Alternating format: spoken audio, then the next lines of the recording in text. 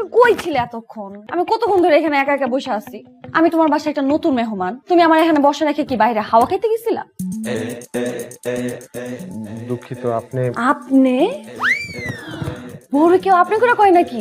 আমি না তোমার তুমি করে কইলাম, আমার আপনি কইতেছো কোন আক্কেলে? আসলে প্রথম পরিচয় তো। প্রথম পরিচয়?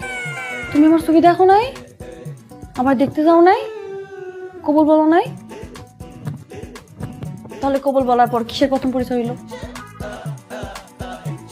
তাই তো, আসলে ভুল করে ফেলাইছি। আসলে আমি না এখানে অনেকক্ষণ ধরে বসে আছি তো একা একা কেমন যেন লাগতেছিল। আমি আবার কথা না বলে বেশিক্ষণ থাকতে পারি না, আমার কথা কইতেই হয়। কিন্তু এখান থেকে কেউ আসলো না, তুমিও আসিলা না। কথা না কইলে না আমার পেটের মধ্যে কুমু করে, মানে মনে হয় কি দম আটকে মরে যাবো এরকম লাগে।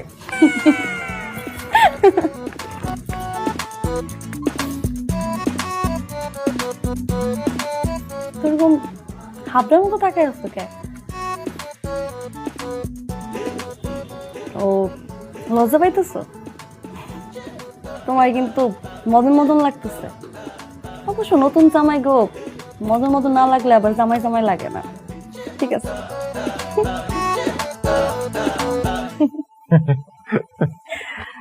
কিন্তু তুমি এরকম লজ্জা পাইতেছো কে?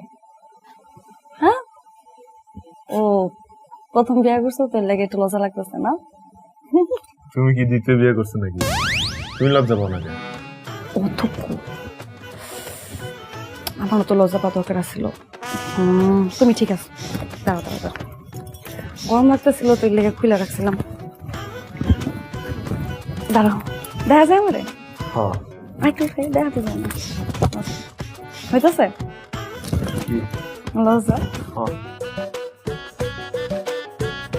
কারে বিয়ে করলাম রে ভাই, কপালে যে কি আছে উপরওয়ালাই জানে।